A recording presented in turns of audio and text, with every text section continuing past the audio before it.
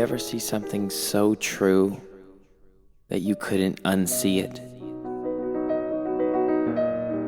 Something that you just knew would serve you. Whether it be self-awareness, plant medicine,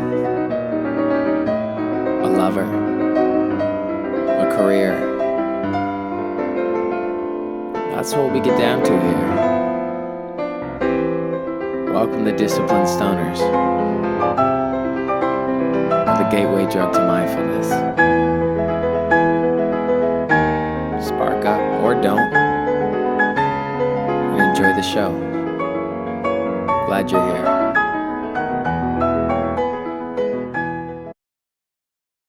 And welcome back to another episode of Disciplined Stoners. I'm your host, Ellevan. My name is Winnie, and we are the gateway drug to mindfulness. And today, we've been away from the comedy scene for a couple weeks, and it's been sad.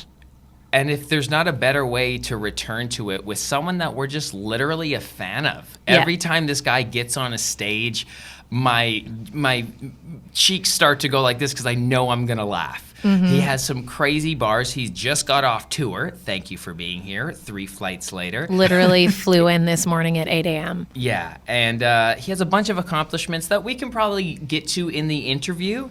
But please welcome Ashwyn Singh! Welcome to the show. Cheers. Thank you, guys. That was a wonderful introduction. My pleasure. Thank you for being here. Like I said, man, we're fans. I'm just curious if you want to dive right in of where you started on comedy or what you're doing now, but you are fucking truly master of your craft. Congratulations. I'm going to start with those flowers, as uncomfortable as that may make you feel. Very. I prefer for all the compliments to be done behind my back. Noted. But hey, Ellevan. Yo. Ashwyn's really good. Oh, okay, yeah, for sure. Yeah. No, he's good. Like, his bars as a comedian are absolutely not what I meant. Absolutely not. But fair enough. No, I've been doing it for a little while, it's been fun. Now I'm just starting to get attention for it, but right. Why did you start? Why did you start comedy? Was it something that called to you that you couldn't deny, or what? It was the best way to get rid of my annoyance at society. Ooh, that's your message. No, it is not. That is not a good message. No, society is not annoying. I was annoyed. There's a difference. Ooh. Can you explain the difference? Yo, the awareness. Yeah. Well, it's just how sensitive you are to whatever is happening around you. Some people are annoying and some people are just annoyed, even though there's nothing annoying happening. Would you say that you still use your comedy to flush out your annoyance at society, or would you say your annoyance has turned down? Actually, comedy helped me articulate what it was that was annoying me. Ooh. But once I get off stage, I'm no longer annoyed. Oh, that's why so many comics are like, this is therapy, because cathartic healing. It honestly helps you work through some shit. When you express it, you move the energy. But when they laugh, it feels like you're not the only one that has that annoyance. Which is true, otherwise they probably wouldn't laugh. So it's relieving to feel like you're not the only one that has annoyances with society. Fuck, dude, that's so true. That's what we need to connect on. We walk around so disgruntled and hurt so much of the time, just pissed off and outraged at the things around us. And then you're right, it is very soothing to know that you're not alone in that pain. There's just too many things to pay attention to. It makes people, there's too much in their mind, and then when there's too much, the negative feels more negative, and the positive feels like positive. Yes. Yeah. So they just don't pay attention to the equally big number of good things. Do you, when you as a human being, now that you have this awareness thanks to stand-up comedy, do you follow your feelings now? Like, are you able to be like, when I focus on this thing for too long, I can literally feel my emotions go in this direction or my frequency drop, as opposed to when I focus on these things, perhaps in gratitude or something, my emotions go higher? Like, do you trace those feelings, or? Yes, I live through my life more than I think through it now. a little bit. Sick.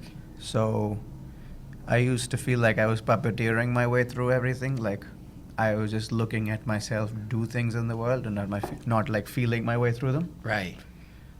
And slowly, because thinking is like always you're thinking about something that hasn't happened, or at least like you think outside of yourself, but you feel inside yourself. Mm-hmm. Right? So if I'm analyzing things, I'm constantly thinking about what I'm doing. It almost feels like I'm making myself move through the world. But if I'm acting on instinct, then I feel like I'm moving my way through the world. Through feeling. Yeah. Yeah, and it's more of like an encompassing experience when you're in that. Yes. Is that a new, like, sort of practice that you're doing, or when did that shift happen? Comedy is that practice for me. Sick. Just, it's a Instinct. scene. It's very instinct-based way of expressing yourself. Did you, but did you always trust those instincts, or did that come with repetition over time? Repetition over time. Yeah. That's why comedy is that exercise. Because comedy is the exercise of making yourself more open to people in an attempt to reach them with whatever it is that you've been thinking. And so the more you do it, the more you get practiced at feeling okay being in front of people doing that. Yeah. Wow. So it's an act of vulnerability. So it's mad courageous to do that. That's the special thing about having an open heart and letting your face articulate what you're feeling. They almost seem separate. Also, that's what it is for me. Right. But I think lots of comedians have very different answers to what makes comedy for them. 1000%. And that's each artist's beautiful journey. Same with musicians, to see how they manifest that. But you have a wonderfully unique approach, and it's such a delight to hear that you come from such a real raw place of wanting to express. I wasn't that annoyed. I was just like, but do you guys think this is irksome? Like, I can survive. Yeah. I can live with it. I'm just like, but do you notice it? Yeah. Like, Yeah. It's like a little We do, craw in your... I'm not saying our lives aren't worth living because this is so sad. I'm just saying, do you notice? Everyone, it's like stubbing your toe. You know? Totally. Like, it's fine. I still have toes. I'm not gonna. I love that. Do you think it's the comedian's job to, unveil that awareness for someone who maybe doesn't notice? No, I think it's a comedian's job to do whatever they think comedy is. Nice. You're a real, like, you do you, I'm going to do me, and that's perfect. That's how life Well, is. That's the fucking champion. I don't think there's a definition of the things that an artist is supposed to change or stand for. It's Let's just go. chaos to order. I'm like, if I'm looking into something I don't understand, how do I pick what came out of there? That makes no sense. So Yeah. you get what you get. What you get? Do you remember your first show / open mic? Yeah. Did you do well? I don't want to. But I don't want to do anything I did more than a year and a half before now. How long have you been doing comedy for? 7 years. 7 years. That's pretty good. Yeah, I don't like to be reminded of the first 4.5. That makes me feel good. I'm in year 2, and I am right now, I'm like, everything I say is cringy, and I'm not good enough, and I should quit. I was enjoying what I was saying at the time. Well, But looking back on lucky it. you. It's just, when I look at it now, I'm like, I feel that. I know that about being a musician. But that's what you have to be successful at art is delusion. Do you think, Delusion. yes. The delusion to think you're good at what you're doing. Bro. That's actually so true, and I don't know if that delusion is like socially acceptable until after you've made it. You have to quote unquote. hold the vision. When there's no evidence to support your claim, you have to hold the vision. And like, as outrageous as your reality around you, your circumstance may try and make you feel, because it just hasn't happened yet, you have to be like a mastermind focuser to bring something to life, even if it's just you, even if it's just your confidence. Well, an artist just has to convince themselves that they believe in themselves more than anybody else does. That's And it. how do you do that? Well, they have to come to terms with that fact. It's true of everybody, not just comedians. Everybody has to believe in themselves before everybody else does. It's just that you can see it because when you tell your friends or your family, oh, I'm doing comedy, and you're like bad at it, they have to then go and tell their friends that you do it so other people will come to the show. And they really don't think you're going to make it. Oh, fuck. So you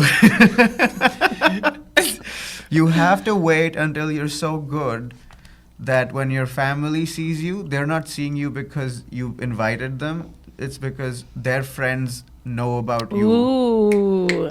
And That sounds pretty you've sexy. been in the news or something. Is that what happened to you? Like, you have to teach other people to believe in you by making other people like you. That's crazy. But you're the first person that you have to convince Yeah. that Yes. you are supposed to like you. Right. So it's the hardest one to do.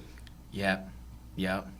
And it probably is like a lifelong, just because we're always changing, so you have to constantly like love a different version of Well, yourself. You be able to sell what you want to provide value in to people more objectfully. Because when you first depend on your friends and family, you're getting a lot of like favors and love. But it's like if you can just go spit bars and like be funny and like do your thing, and a general public or a general crowd will fuck with you, then you have a developed value. And yeah, you're right. It's only a matter of time before it reaches the people who are like in that little circle of yours. Did you have support from the get-go or no? Comedy is not really you don't even have the audience's support.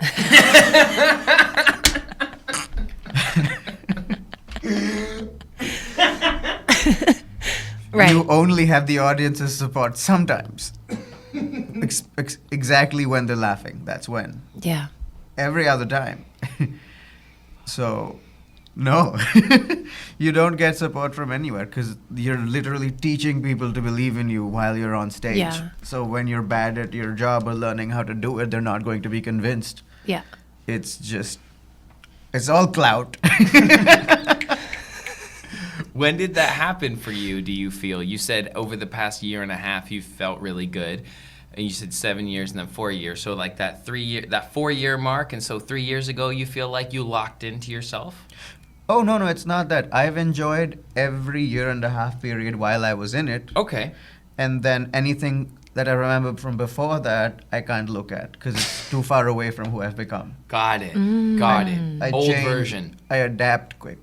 Got You it. do. Your material, like we were talking about, like what you have on deck right now and what you've just done, which is recorded a special Off-cam exclusive. earlier this year.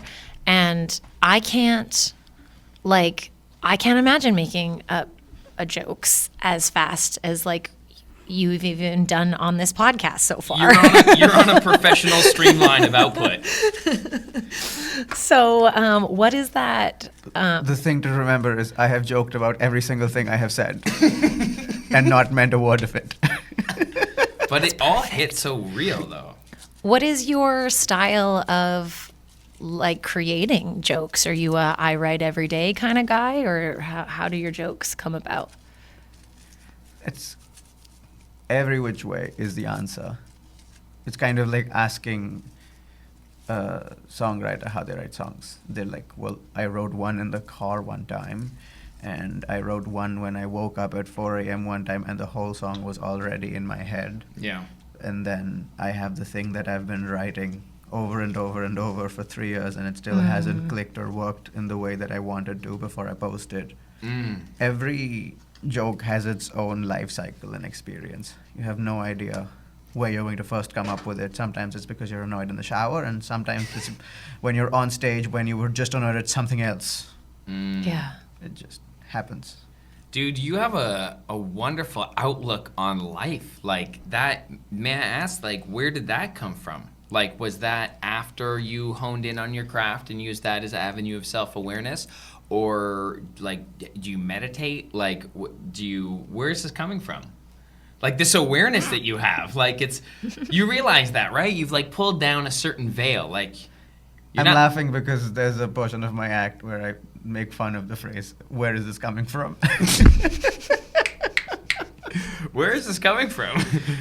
Who are you? But it's a story about when you get that response as a rejection from somebody you have propositioned. Like if you go, oh, would you like to go out with me? And they go, where is this coming from? And you're like, that does not sound like a yes to me. In fact, that does not even sound like a no. That sounds like a, of course it's no. But how did this happen? Yeah, like, do you meditate? No, Jesus, that's amazing. I just sit and think sometimes, I suppose. You kick it with silence Yeah, a little bit. Nice, sick. on the plane, on the train, all the transportation services. Whenever my brain doesn't have anything else to think about. Amazing. And you were just doing some traveling. You just Yes. can you tell us the recent shows that you've Too much traveling. so much travel. I know, and I realize he's like coming off 3 days of flights, and then I'm like, give me your philosophical basis. Give me your thesis. Like, all right, what did you just do? You just rocked some shows all over in India, yeah? So I was on an India tour for about a month and a half. So dope. This last weekend I was doing extra shows in Mumbai and Bangalore. So Mumbai and Bangalore were earlier on the tour, but they sold out. So then I had one weekend open before I came back, and I asked both of them if they wanted one more show each. So then I announced them at the beginning of the week, and then went and did them the end of the week. So Is this you just announcing on your Instagram? Yes. Okay. so good? Do you I have just any said- bookers or? No, I just say, hey, I'm coming, and then I post a ticket link, and then it sells out because you're so good. and then if I'm right about there being people that like me where I'm going, A market. then they end up coming to the show. That must feel really good, man. This last weekend was I was very sure that there were people, because when I finished doing Mumbai, we had 3 shows and all 3 of them sold out. And then I got messages the day after like, we didn't even find out about the show until after it happened. And so then I asked on a story if there were more Mumbai people, and they were like, uh-huh. And so I then added a show and then did it. That's fabulous. Did you believe that this is where you could be at this time in your life? Oh, hell Like- no. I know, because So dope. yeah, but now it's happened. So, Yeah, but this is what I mean. You know when I say I dislike everything I did a year and a half from today? I also like don't like thinking about it's just changed. I just changed too much. Like you change beyond what maybe you feel comfortable with. Is that what you're saying? No, it's just a constant evolution. And I don't know, I feel like by the time I finish writing an hour, I've started moving away from who I was when I wrote it. how long does it take to write an hour? About a year and a half, maybe. That's exactly it. Those are those cycles you're talking about. So by that point, when I finished writing it, I have gone through things that have changed who I am enough that like I'm almost like leaving a way of being and moving into the next one. Because I'm exaggerating parts of myself on stage and then muting some others. Because the attempt as an artist to be 100% of who you are on stage all the time in your expression. But because I wrote an hour of jokes, and I'm not talking about a bunch of things that I am in that hour, because it's impossible to talk about everything in an hour, I'm heightening parts of myself and muting others. Right. So then, Those parts either come out to play or maybe. Oops, as long as I sorry. keep practicing that version of me or like that subset of my character, the longer I will be in it. Because your character is also who you are. Does that concern you to do those old jokes in terms of hurting your evolution forward as a person? I'm realizing it's probably not wise to do different hours at the same time. Right. Just it would get in the way. Of the authentic flow of like the center point of observation? Yeah, it would get in the way of writing it also, because you're not being that person. It's like, I Yeah, don't know, 'cause I you feel can't- like being a comedian is like sometimes just acting as yourself Right. instead of being yourself. Right, like Jerry Seinfeld did, Truth, yeah.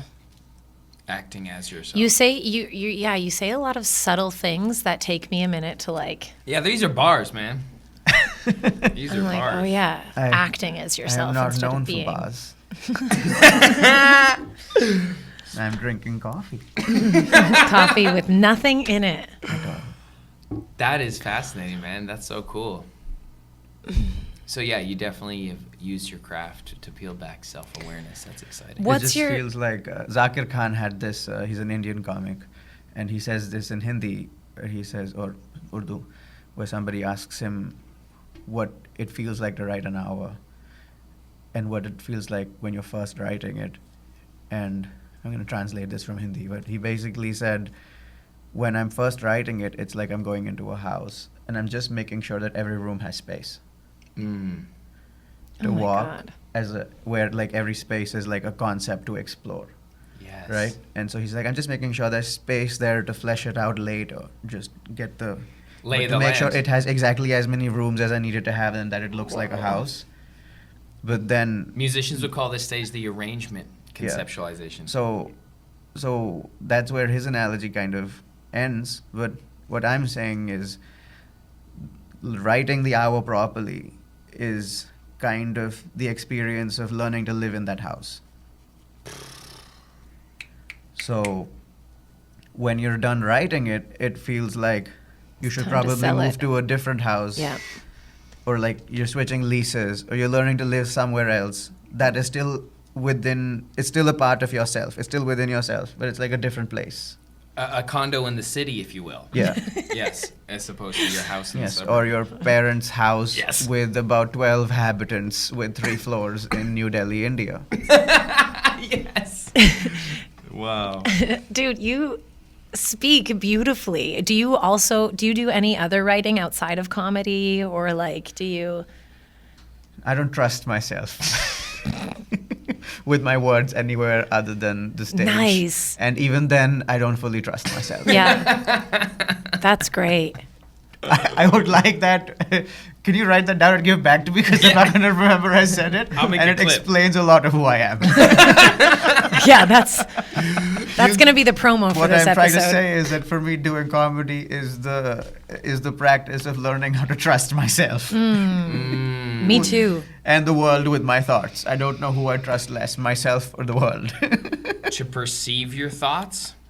Yeah. Yeah. And like I don't know which of these is a bigger risk, me being wrong or them thinking I'm wrong.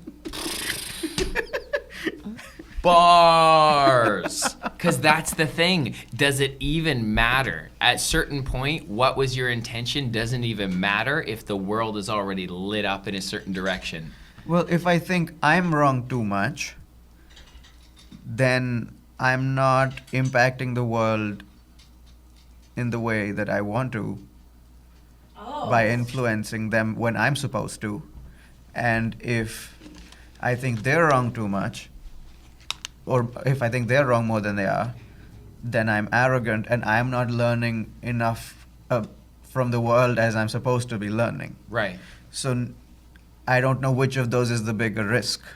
Right. Well, where's the line? Because there has to be a certain self-decisiveness as well. Well, that's what, like, I don't know what's a bigger risk, me not listening to the world or not telling the world to listen to me. That is That's so good. The That is trick, so right? rich. Yeah. So, yeah, exactly. are Pick you- your so poison. They have not given me any drugs today, I will have you know. Dude, you don't need psilocybin, man. You don't, like... You're there, man. I'm like this sober. It's fucking beautiful, dude. I like it. What do you feel about crowd work? There's a big, I feel like for comedians, it's a kind of, you love it, you hate it, you don't think anything about it, you're really good at it. I feel like the comedians who love crowd work, it's just because they're really, really good at it.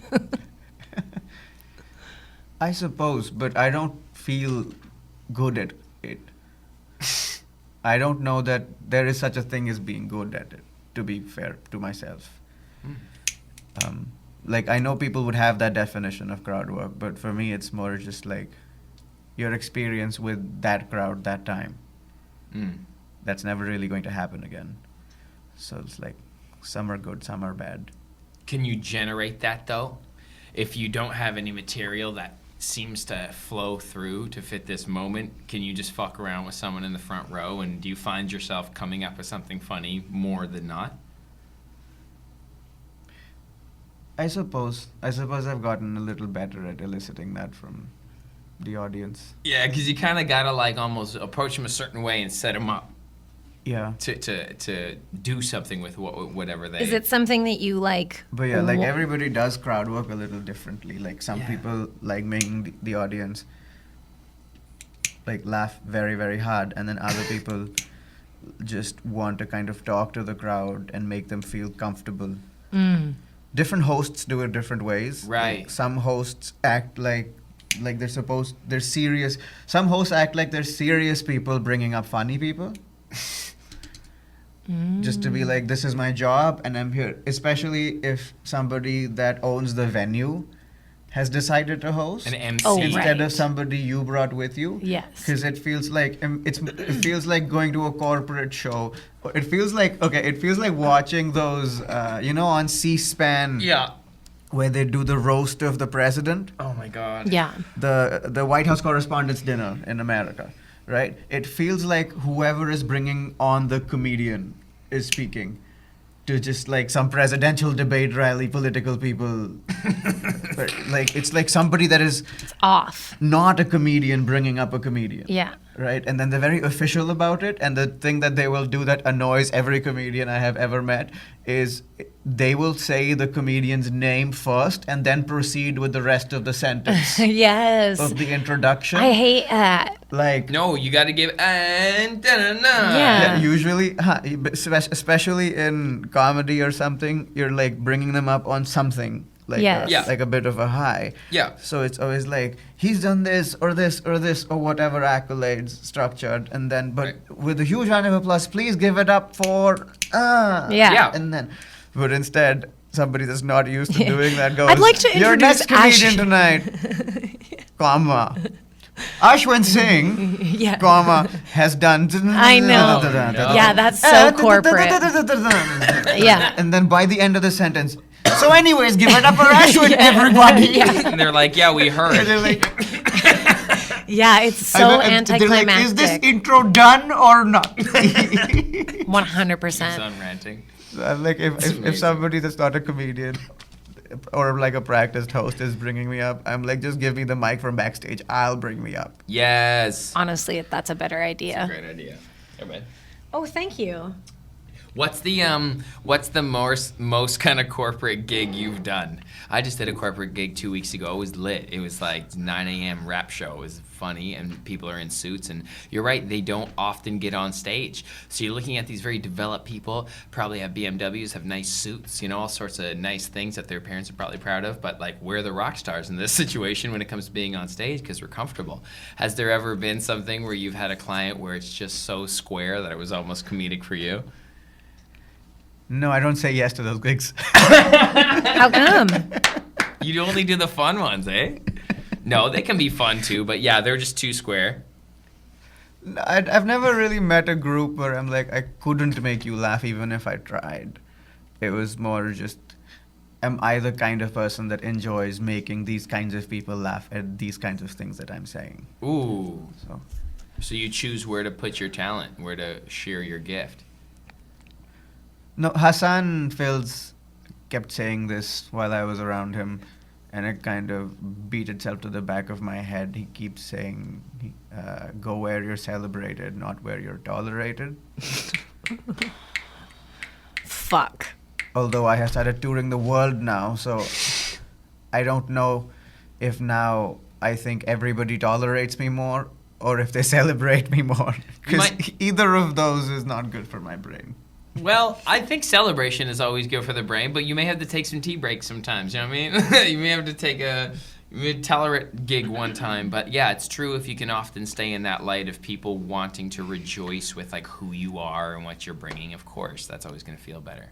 Okay, so you know how we were earlier saying that you like need to believe in yourself, like you need to have that like sort of unwavering confidence. I said delusion. Delusion. Thank you. I love that, dude. Do you have like a delusional future? Like you now, who's become this person, that you maybe believe more than you did before? Like, is there another step? I'm actually trying to learn how to be more delusional, to tell you the Yes. truth. Yes. Okay, let's talk about that.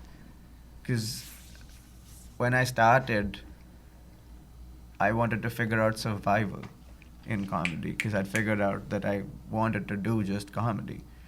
So it was all about cutting costs and taking the least number of risks. I was very risk averse.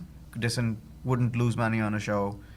Whoa. If like I was making a lot more decisions with that instead of thinking about like, oh hey, like I probably am not the right person to do a corporate show, because that's not what I want to do with this. Like slowly, once survival was figured out, I was like, oh, I can take a bigger risk. And then when that one worked, like the more risks I take, the more I understand that taking risks Pays off. is a good thing. Yeah. Yeah.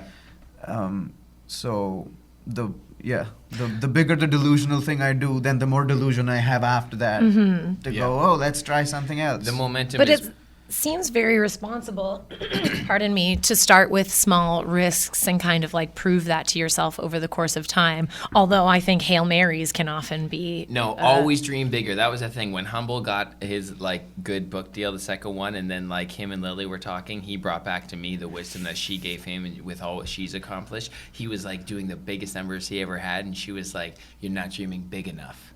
Yeah. You're not like when you're OG. It's like, yo, you're not even like you think you're exceeding. You're not even dreaming Right. big enough, because if you shoot up for here and just come up with some rambunctious, insane number, at least your imagination goes up there, so it opens up more doors and ways that you can actually serve the world.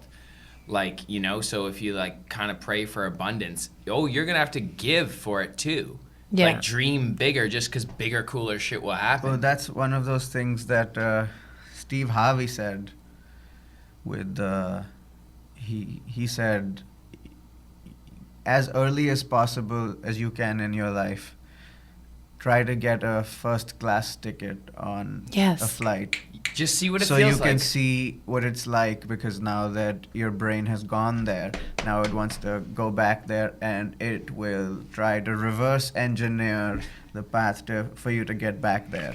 That's so right. Yeah, I But- love that. So that the analogy stands, but I'm like, there is a time when you should do that, Yeah, and that time is when you have enough money to be in economy exactly. for another 3 or 4 flights. Exactly. Nice. Totally. But until you're there, you're like, I'm only going to buy economy tickets. Yeah. Like, you can only take as many risks as your You'll manifest Safe. it. Safety. survival instinct will allow. Yeah. Totally. I manifested one on a gig. I don't have the money to fly first class, but I got a first class flight to Indonesia, and it was like, I was crying on the plane because I wrapped my way here. Like, that's fucking nuts. So, yeah, but I agree with Steve Harvey.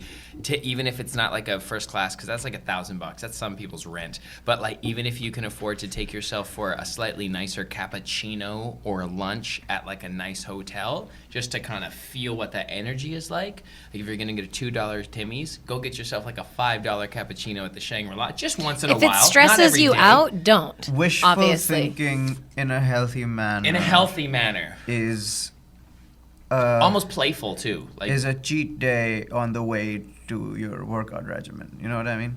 sure. Like, do it once in a while Yes. so you have something to aspire to, Yes. whatever that is, in a healthy way. That's not a drug.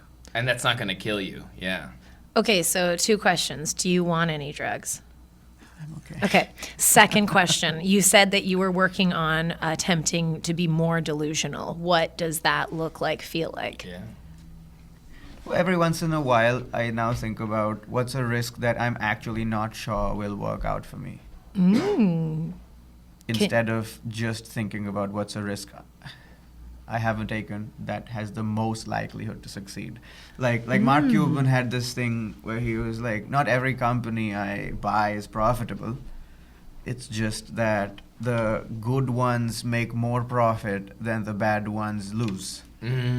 So he's like, I'll get like 15 companies and 14 of them will be duds, and then one of them will succeed and it will pay for all of the other 14. Fuck, you just gotta let those ends go. And so he's like, so it's okay in your pursuit of finding that 15th to do 14 bad companies.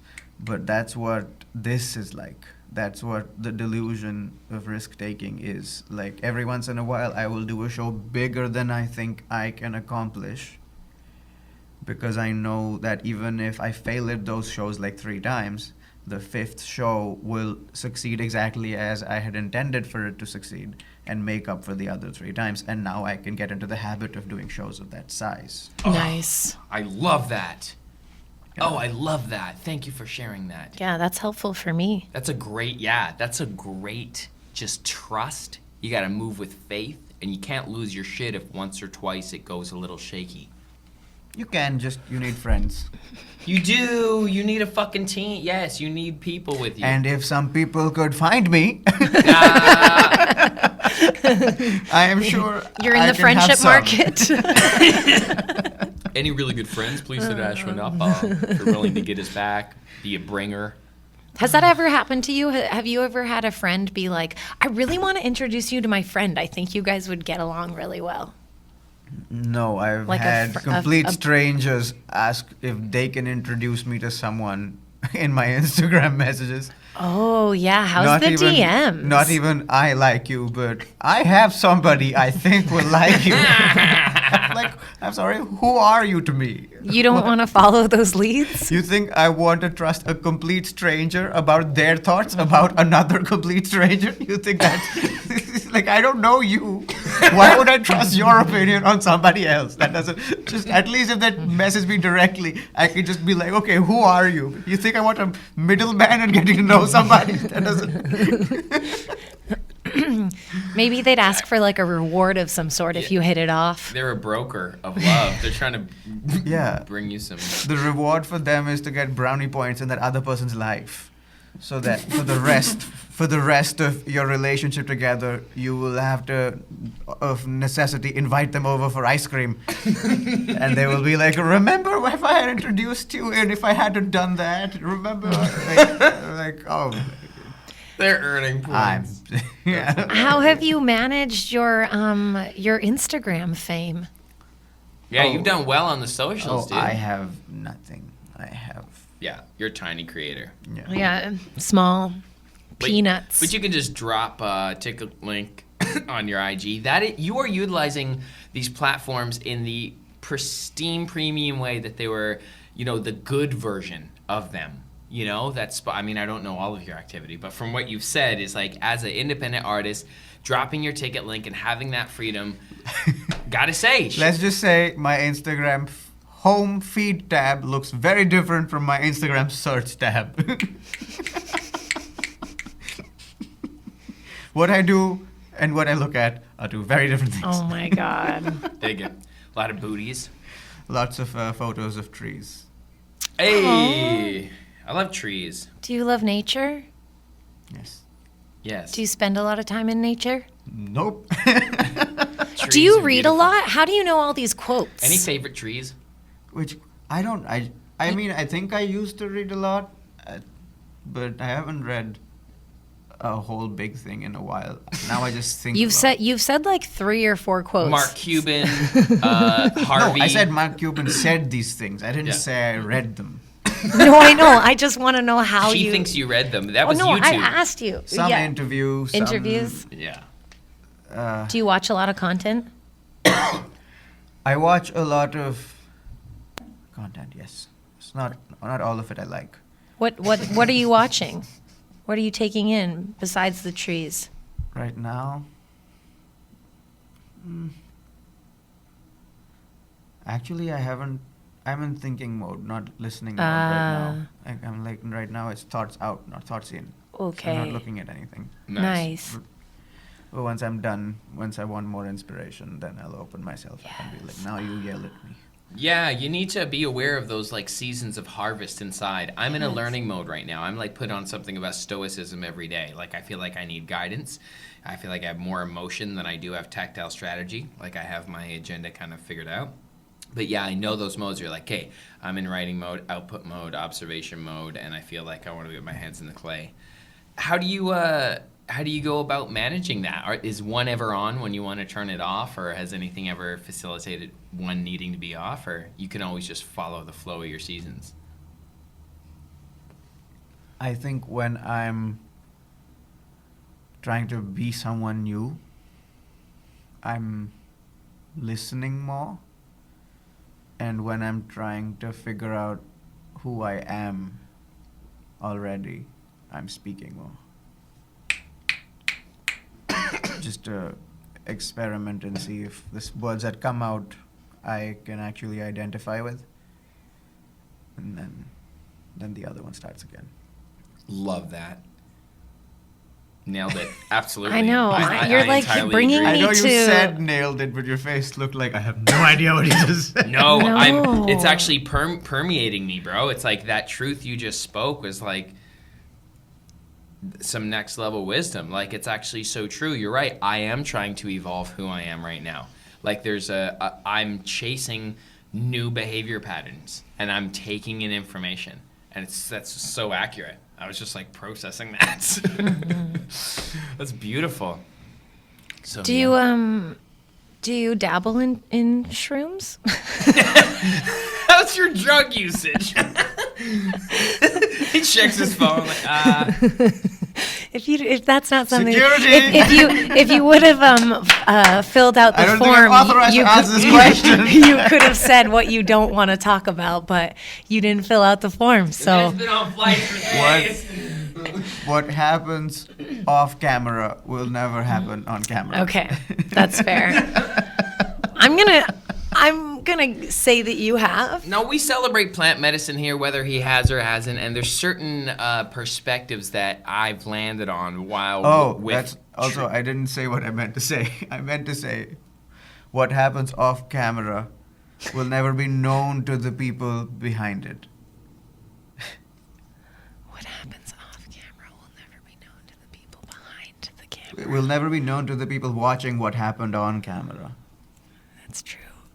Yeah, that's facts. You don't know what happened over there. You don't know shit. Hey, Yeah. you guys, you don't fucking know shit. All right?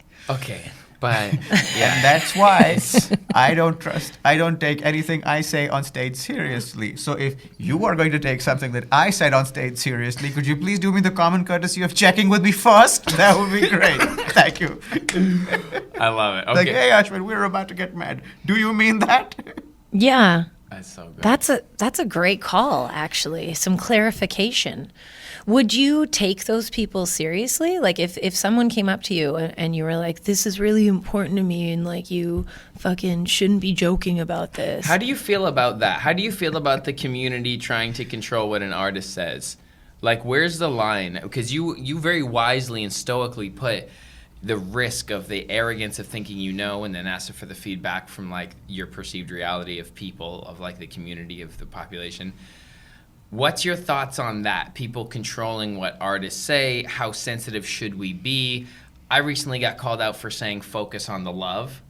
I'm a little lost where the line is. Wait, what? Somebody did not like that I put on our notes focus on the love. And I've said this all the time, but like Yeah, it's a the reason why somebody it's, got mad at that. I'm like, where's the line? But he's of not us giving changing? you context of the entire thing, so maybe you'll understand Okay. more. But the through line is that that's not the first time that we've said that, so it's not coming out of nowhere. In general, people trying to control what an artist or someone says, even if you are saying wild shit. What's your thoughts on that? Like, you know, the interesting, you know, kind of Dave Chappelle thing. Because you're very good, man. You're very... I'm sorry, I'm dragging you in the flames here. You're like, I'm trying to keep it cool, bro. I'm keep you in a freezer. If you would have answered the shrooms came out question. of a 15-city India tour. Indian tour. Right.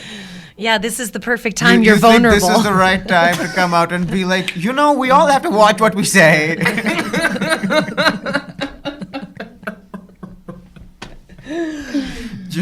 You just came from a third world country. Do you believe in freedom of speech? Do you? Right. Right. Yes, I do. Oh my God. Who was it? Rowan Atkinson. Here comes another quote. My man is filled with bars. I think it was Rowan, where he was like, freedom of speech is the freedom to hurt somebody's feelings. Like, Whoa. he's like, there is no such thing as the freedom not to offend. Freedom not to offend is no freedom at all. What would I need freedom of speech for just to agree with you? I could do that without the freedom. The only thing I need the freedom for is to disagree with you. Whoa, bro. That's so good. That's almost like... So there's no such thing as the freedom not to offend. So it's like our kind of, this is being a human here. And this coming from a man that has played a character that doesn't speak for half his life. So Fuck. Mr. Bean. Rowan Atkinson played Right. Mr. Bean. Yeah. That's sick. Brilliant. Yeah, facts. So like... The man that played the character that doesn't speak is advocating for freedom of speech. I saw That's so beautifully ironic. It's poetic. I saw John Acaster. James Acaster. James Acaster a couple years ago, and he had a bit about, I guess, Mr. Bean took his fiance for real, like Rowan No. Atkinson, like stole his, not stole, but he was the next, yeah. Fuck. Yeah. Anyways, it was very funny. I just recently saw him again, and his special was called Mr. Bean or Heckler's James Welcome. Acaster? James. His special was called Heckler's Welcome, and it was... Or did you just go to the Mr. Bean show? Like, what was it about that guy? Hey, Bean, What'd you do? why'd you do this guy dirty? Where did this come from? Are you British Pete Davidson?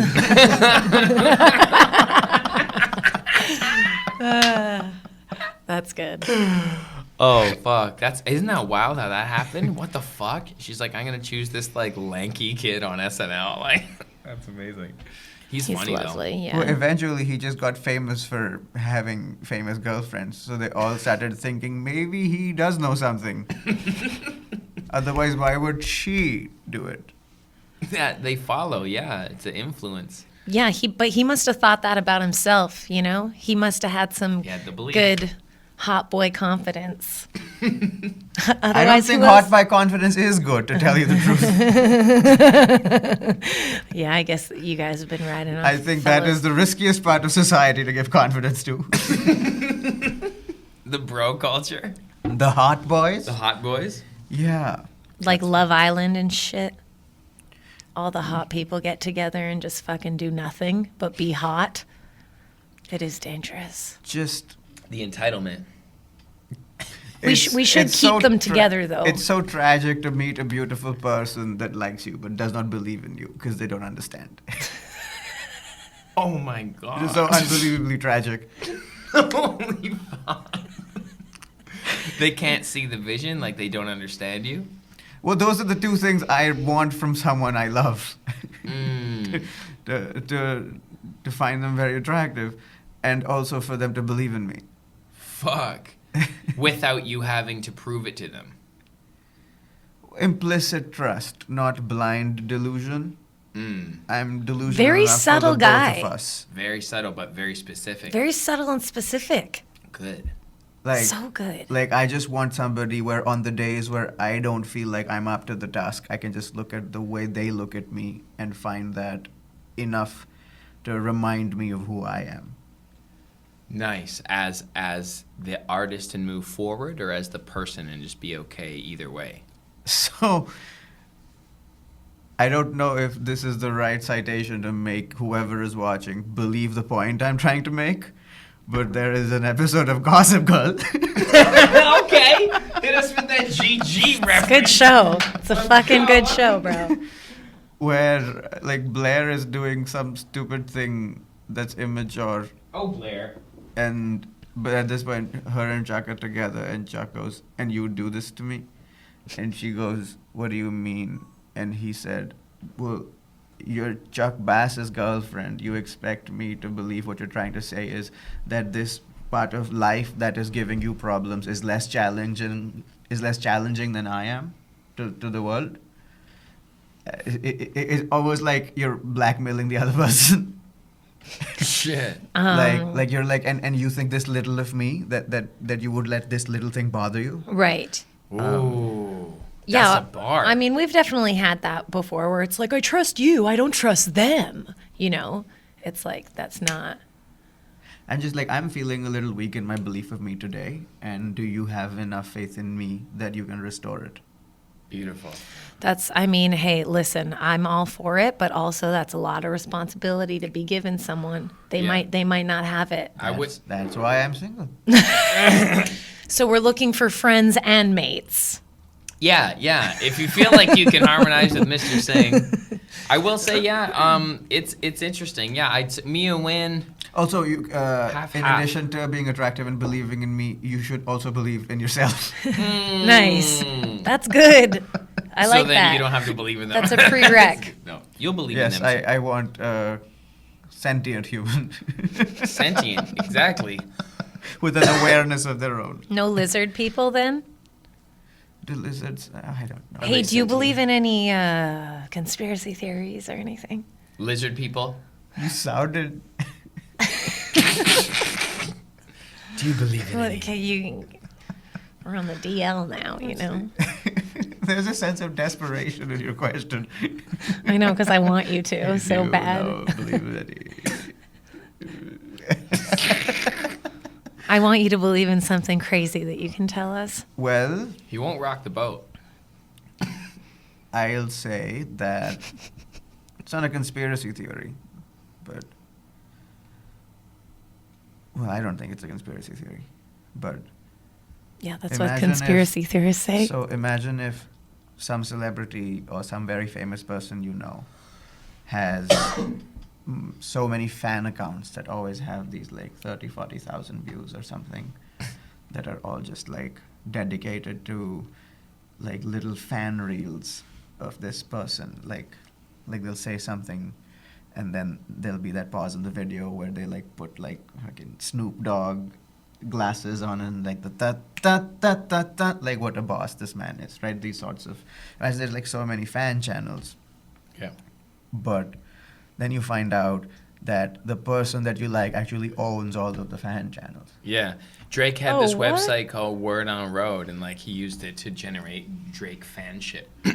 Like imagine if all these fan accounts are actually not self-perpetuating cycles, but literally being controlled by the person Or the who agency. is trying to further the idea of their own fame. Yeah. Oh my God. 1,000%. It's a great idea. Yeah. We'll It's- probably do that now. Yeah, it's different from a paid ad because you didn't know that Yes. they were paid to do that. Or so You come it's- across this your content. fame to a great degree is just a machine run by people with money.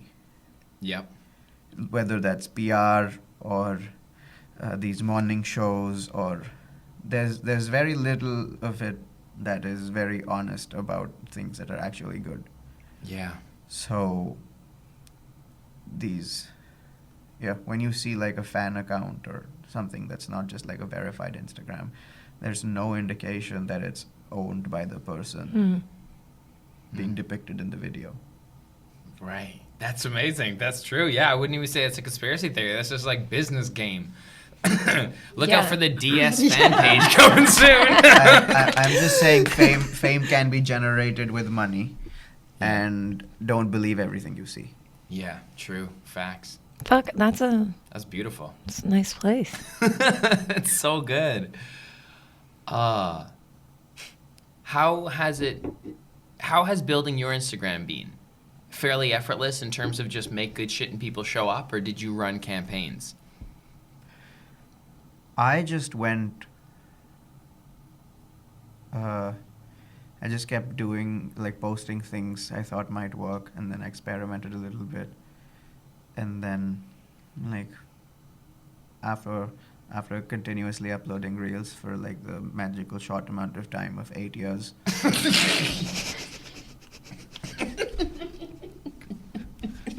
I woke up one day, and overnight success.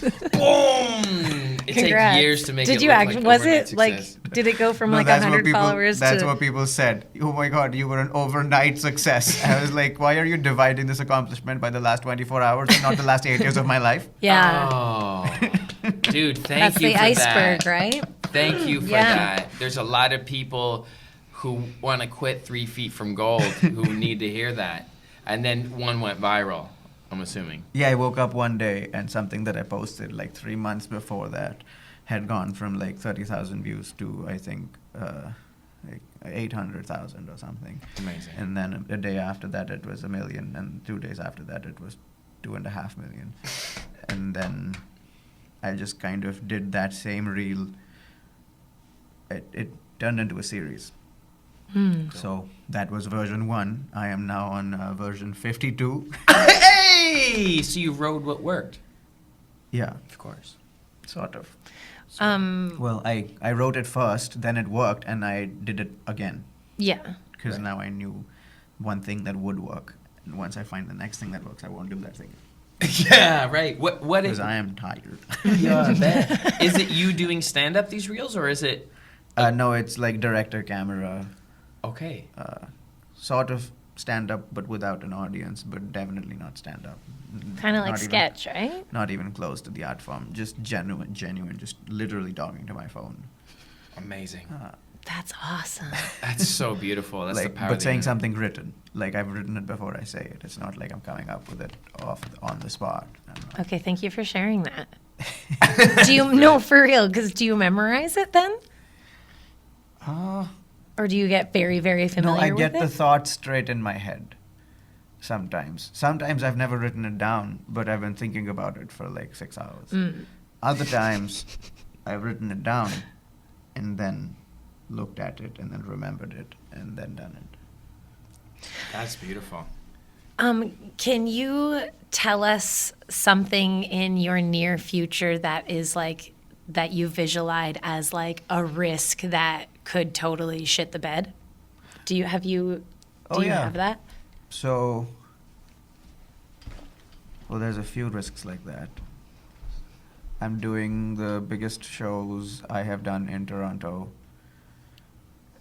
up until now in May of this year on the 31st, Wow. which is Congrats.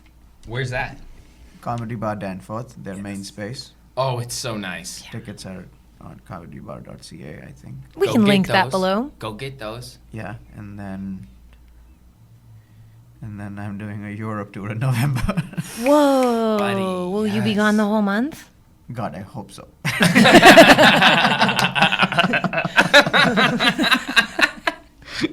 So, They are your friends. holler at your guy. Go follow Ashwyn and find his tour and then buy his ticket, please. Will you try to just do a venue a week or a couple a week or every night or have you started? Probably 3 shows a weekend. Friday, Saturday, Sunday, or Thursday, Friday, Saturday. Sweet. And then next city, 2-3 days to do their local shows, whichever the ones are that people like.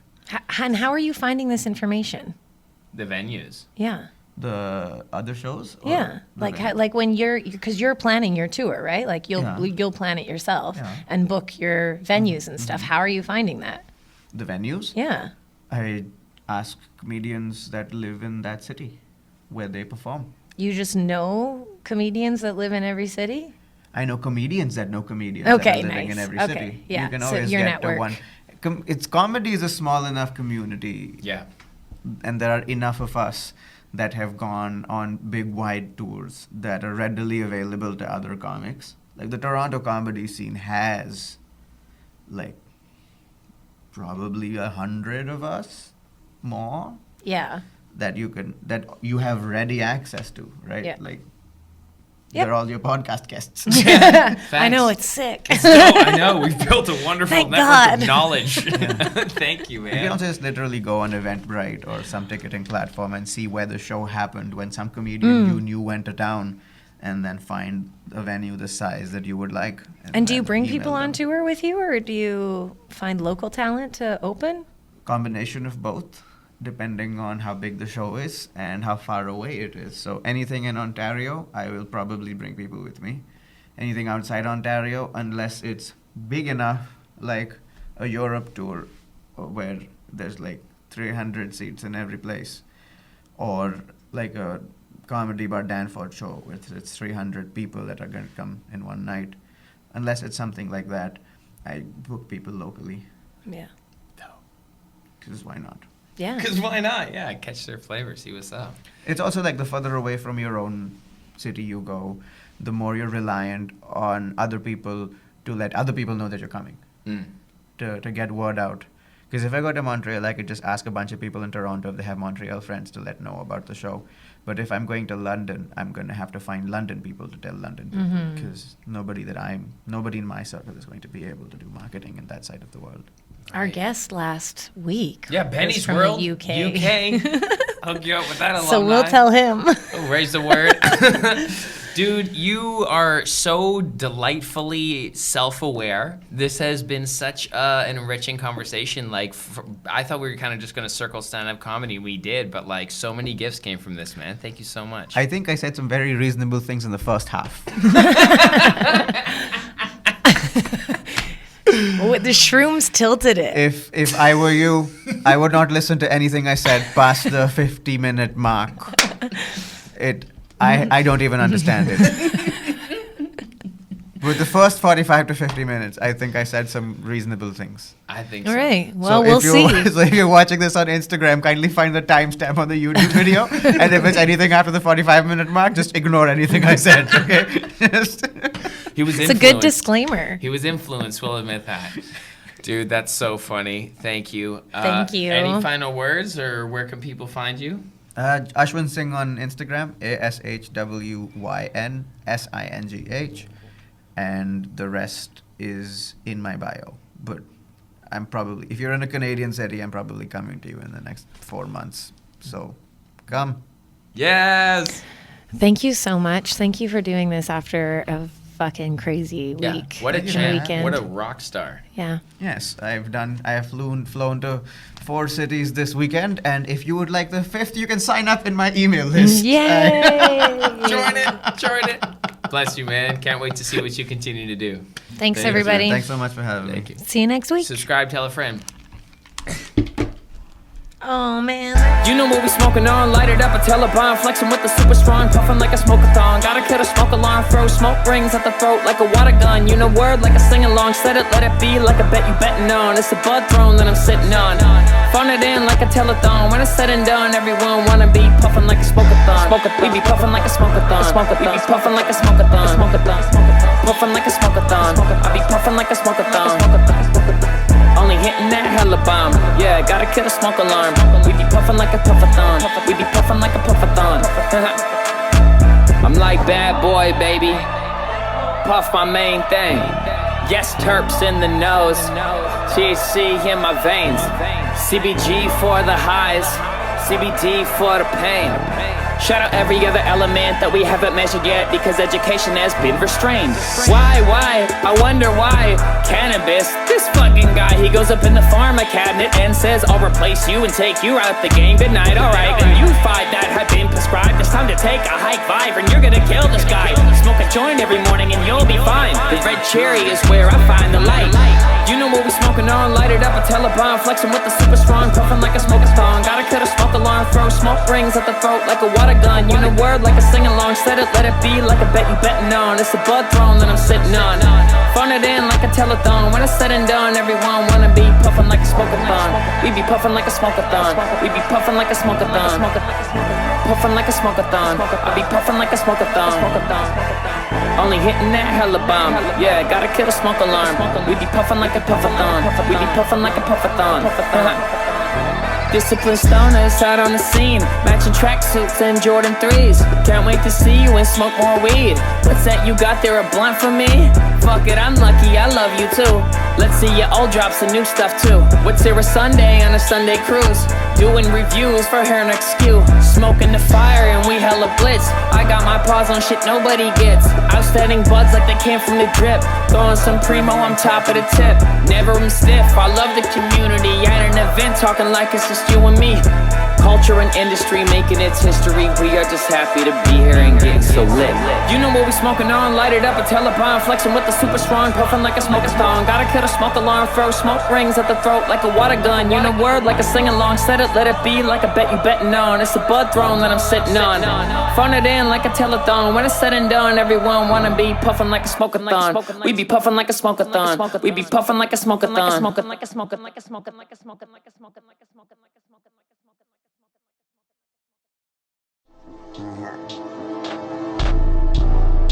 bad boy, baby. Puff our main thing. Yes, terps in the nose. TC in my veins. CBG for the highs. CBD for the pain. Shout out every other element that we haven't mentioned yet, because education has been restrained. Why? I wonder why. Cannabis, this fucking guy, he goes up in the pharma cabinet and says, I'll replace you. Oh, yeah, it's so smoky. We smoked it out. It won't stop because of all the weed being smoked. Oh.